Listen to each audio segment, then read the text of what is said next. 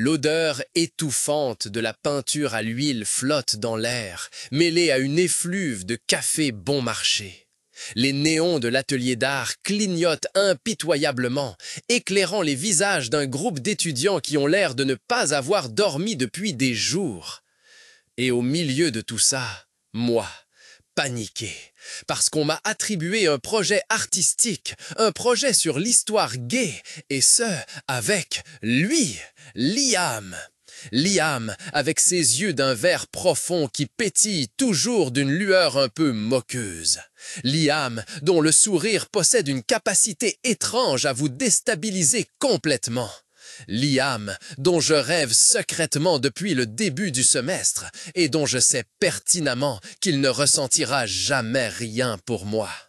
Et maintenant, nous devons travailler ensemble? C'est justement sur l'histoire gay? Le destin, semblait-il, avait un sens de l'humour cruel.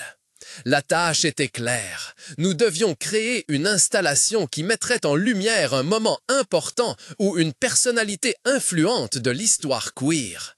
Pas une mince affaire, compte tenu des millénaires de persécution, de stigmatisation, de souffrance.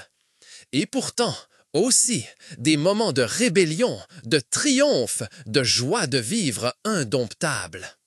Nous avons opté pour Magnus Hirschfeld, le médecin et sexologue allemand qui a fait œuvre de pionnier dès la fin du 19e et le début du 20e siècle. Hirschfeld, qui s'est inlassablement battu pour les droits des homosexuels, qui a fondé le Comité scientifique humanitaire, la première organisation à se mobiliser pour la dépénalisation de l'homosexualité. Plus nous plongions dans la vie de Hirschfeld, plus il nous fascinait. Ses théories sur les étapes sexuelles intermédiaires, son travail sur la définition de la transsexualité, son engagement courageux contre la morale dominante de l'époque, tout cela nous paraissait incroyablement moderne, presque révolutionnaire. Nous avons lu ses écrits, épluché les archives à la recherche de vieilles photographies et de documents, regardé des documentaires. Nous nous sommes rapprochés.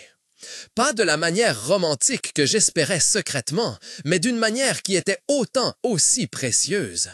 Nous nous sommes disputés sur l'interprétation de certaines sources, avons ri de lois absurdes d'époques révolues et avons discuté jusqu'au bout de la nuit de l'importance de l'héritage de Hirschfeld pour l'époque actuelle.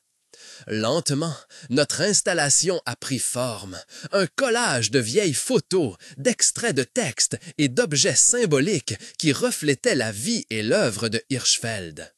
Nous avons utilisé des articles de journaux jaunis qui rendaient compte de ses conférences et de ses recherches, et nous les avons combinés avec des couleurs vives de l'arc-en-ciel pour symboliser la diversité et l'acceptation pour lesquelles il s'est battu.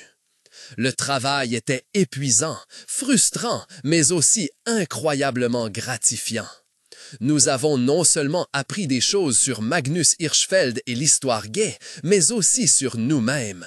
Nous avons appris à quel point il est important de défendre ses convictions, combien la liberté d'être soi-même est précieuse et combien de courage il faut pour aller à contre-courant. Le jour de la présentation, nous étions nerveusement devant notre installation. Le public était impatient, les professeurs critiques. Mais quand nous avons commencé à parler de Hirschfeld, de ses visions et de ses combats, nous avons senti l'attention grandir. Nous avons raconté son travail, la persécution par les nazis, la destruction de son institut de sexologie, son exil et sa mort. Quand nous avons eu fini, le silence régnait dans la pièce. Puis, des applaudissements ont éclaté. Ce n'était pas seulement des applaudissements pour notre installation, mais aussi pour Magnus Hirschfeld, pour son travail inlassable et pour l'espoir qu'il incarnait. Et dans cet instant, en regardant Liam, j'ai su que cette expérience nous lierait à jamais. Peut-être pas de la manière dont je l'avais rêvé, mais d'une manière bien plus profonde et significative. Nous avions créé quelque chose ensemble, quelque chose de précieux, quelque chose qui maintient vivant le souvenir d'un grand homme et qui porte l'importance de son message au monde. Et cela pensais-je, était plus que suffisant.